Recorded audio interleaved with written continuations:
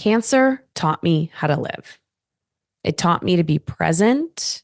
It taught me to manage my energy. And as I reflect back on the last 12 years, I also think things have not gotten easier. I now identify as the type of person like willing to do the emotionally uncomfortable work on a daily basis, even if it's just for 5 minutes. I understand that if I'm too comfortable, it's time to grow. Because if I'm not growing, I'm dying.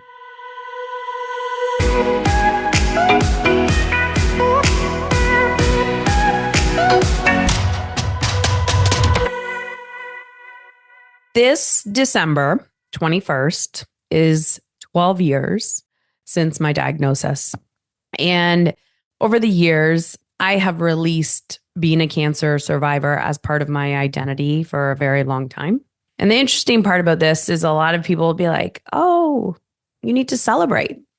I feel like my whole life is a celebration. I give myself a lot of permission to celebrate. But this year, I wanted to reflect on what I've learned in the last 12 years and what I've been able to embody. I'm also headed into next year. My birthday is in March, and I'm going to be 40 this year. And some of you may be surprised by that. I know when I meet people, often they're like, wow, I thought you were older. I don't take it personally. I take it as a compliment. Maybe I look older, but also I hear from a lot of people, you're so wise for your age. And I feel like I came into this life very old, like a very old soul. And I've experienced a lot of life in this trip so far. And so although my biological age is going to be 40 in March, and I'm really leaning into celebrating this year coming up. And I'm sure I'm going to talk about that many times in the upcoming solo episodes, because I've really looking into like how I want next year to be. I can already see that is the theme. It wasn't intentional, but it's like I've been working consistently over the years. And then this year I am giving myself permission to do what the fuck I want to do, even though I do that a lot anyways. This year is just extra special. So this episode is about celebration. It's about lessons. And my hope is that you reflect on my lessons and integrate them into your life without having to hit a rock bottom. Oftentimes when I'm learning from people or listening to their podcasts or interviewing them, or I have mentors or just humans in general, I love hearing their life lessons and then asking myself, how can I get ahead of that so I don't have to learn the same lesson? And it's actually really cool because I have been able to be proactive in so many other areas of my life because of other people's suffering and downfalls. And this is the beauty of storytelling. And so I really, really encourage you as well to lean in to your stories and the impact you want to make in the world, and knowing that you don't have to have a podcast or a book or a big platform. You can make an impact in people's lives every single day by sharing your truth.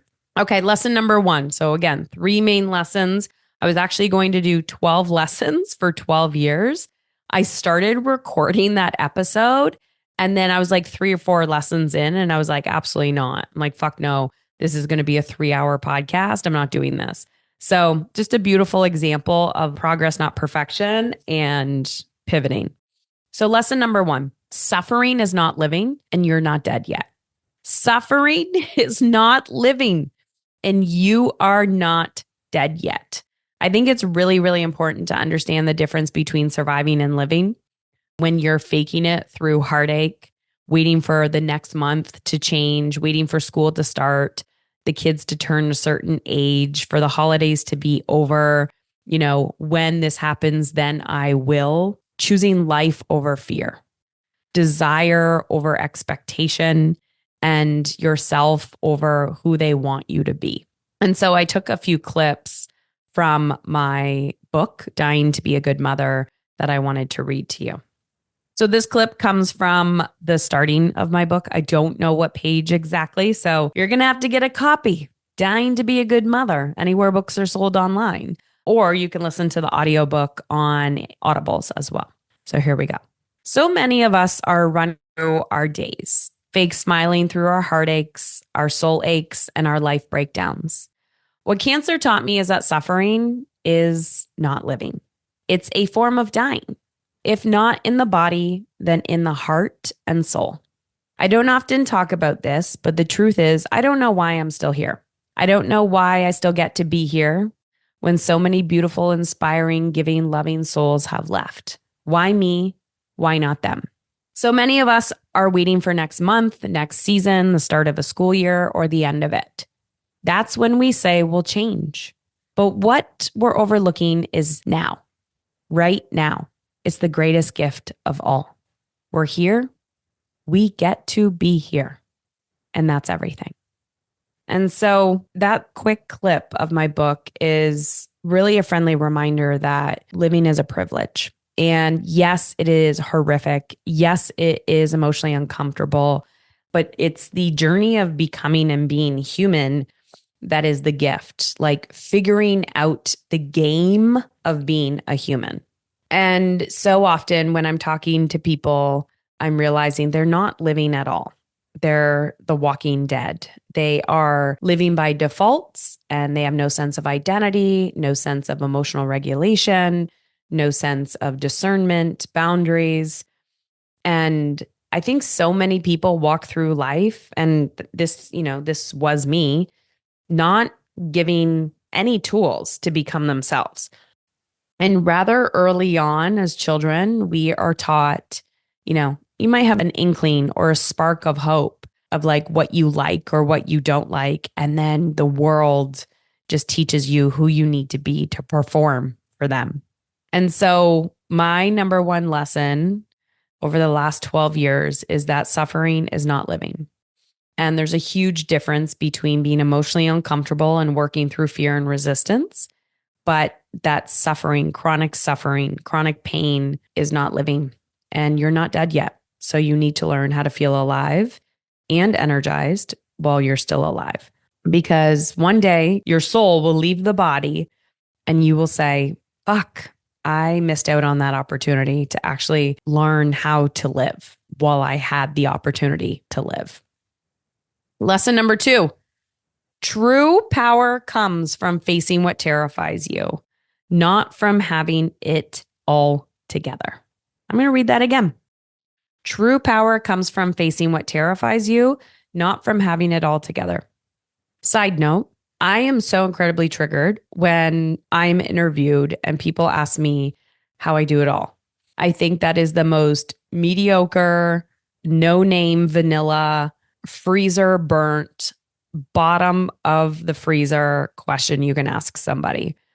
It's just like there's no depth to it. And the reason why people ask that question is because they're overwhelmed and they want to know a secret. I always respond with, I don't even understand what all means, because I truly think everyone is after a feeling, not physical substance. So people will say, I want to make more money, but they actually just want freedom, or they want safety, or they want, more quality time with their family, when actually what they want is connection, or they want, to lose weight when what they want is to feel stronger and healthier and more energized. And so once you understand the feeling that you're after, here's the secret. True power comes from facing what terrifies you. And what I mean by that is nobody wants to look at what scares them. Nobody. Like at all. And I remember sitting with my absolute fear that I was going to die. And I tell this story and I was going to read it. And then I thought, nah, I'm not going to read this story. I'm just going to tell it. I don't know where it is in the book. You may have heard me tell this story previously, but I remember one night in recovery, I came home and I was having a panic attack in the middle of the night. And I kept repeating to myself, I'm going to die. I'm going to die. I'm going to die. I'm going to die. And I started doing self-coaching in that moment where I was getting present. Like I was already invested, 9 years before my diagnosis, I was already invested in personal development. I started investing super early. I was in my early 20s. And I did that instead of getting more education because I knew if I invested in myself as a person and as a mother, that would be a greater ROI than another piece of paper on the wall. And that would just cause more debt. And I knew that if I was in debt, I'd rather feel good and feel proud of myself rather than being in the exact same place, just a really expensive piece of paper on the wall. So I was there and I had the skills to get present. So I told myself, Heather, you're repeating the story. I'm going to die. I'm going to die because I actually thought I was. Like, I had cancer. It was stage 4. I was in recovery. I was trying to heal, not just through like regular medical system, but also functional medicine. I was going to healers. I was in rapid healing mode. And of course, my body's reacting, my physical body, as it should, and my mental body, right? My emotional body. So as I was like, I'm going to die, I'm going to die, I'm going to die, I'm like, Heather, you're not dead yet. Like, be present. And then I asked myself, how do I want to feel? And I wanted to feel alive. I knew if I didn't want to feel dead, which so many people focus on what they don't want. So I was like, okay, if I don't want to be dead, what do I want? I want to be alive. Okay. If I'm alive, how am I going to feel? Like, what's the feeling I'm after? And I'm like, aliveness. I don't know what the fuck that was. So I'm like, aliveness. Okay. I want to feel alive. I want to feel alive. So I stopped repeating what I didn't want and got my brain on board to repeat how I wanted to feel. So I'm like, I want to be alive. I want to feel alive. I want to feel alive. And then terrified, absolute panic. I have no evidence of what aliveness looks like in my life. Like, I'm looking back from this moment of diagnosis to 10 years prior. I was a mother and I was hustling. I was hustling to show up for my kids, be the quote unquote good mom, be a wife, do all the things. And then previous to that, I was a underachiever, regressing, depressed teenager whose only form of coping was sleep. I didn't do drugs. I didn't drink. So I just slept all the time as a kid because I just wanted the pain to go away. And because I did that, the adults around me were like, let's put her on medication and let's talk about her problems. Like, nobody actually looked at depression as like a physical ailment and said, oh, depression is a symptom, not a diagnosis.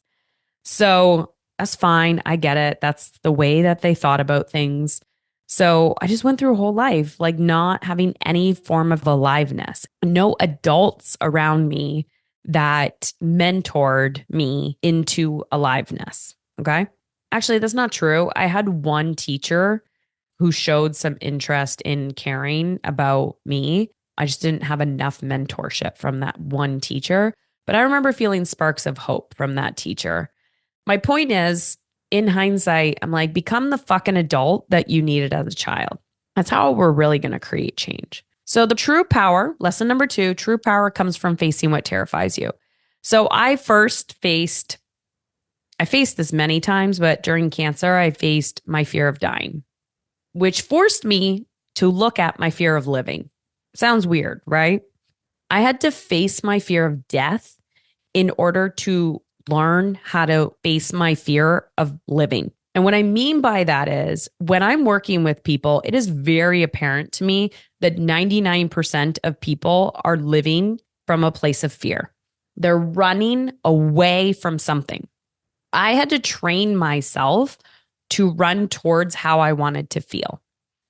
But that was scary to me because I had no evidence. And so this is what I teach with my energetic time management process, reverse engineer how you want to feel. And I was like, how do I want to feel? Alive. Okay, great. What would an alive person do? And that started me on this catalyst of curiosity. So lesson number 2, the true power comes from facing what you're terrified of. You need to fucking face the shit you want to avoid. This is why busy work is not productive. So many people are like, oh, life is so busy. Life is so busy. And I'm like, I guarantee you, if I audited your time, I would be able to remove 80% of the action you're taking because it is not getting you more money, more time, or more energy. And I do this all the time with my clients, and they just want to busy themselves I mean, there's a handful that are like, let's go. But most people enjoy busying themselves to avoid facing fears. And when you train yourself to face your fear, magic, magic. You reclaim so much of your life. You reclaim so much time, so much energy, so much connection. You release so much drama and you get results 10 times quicker. That's lesson number 2. Lesson number 3. The people triggering you the most are your greatest teachers. Triggers are teachers. Simple as that. It could be a child. It could be a partner. It could be a political leader. Yes, yes, yes. It could be your neighbor. It could be your mother. It could be your business. It could be an object, money. Everything is a relationship. Your triggers are teachers. And you got to understand that if you are not willing to look in the mirror, shit ain't going to change. It's just not. It's not going to change. And the reality is, you have to understand a trigger is a growth opportunity. And if it triggers you, open that door. Do it. Quickest way to reclaim your time, your energy, and make more money and create more connection. Go through it. Right through it. So in chapter 4, I talk about really seeing your children. Okay. And I'm going to share a quick clip.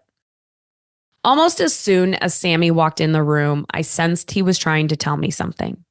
Like so many kids labeled with behavioral issues, he had an incredible light that brightened the room, but also a life that had been far too hard for far too long. Trust is vulnerable. It has to be earned.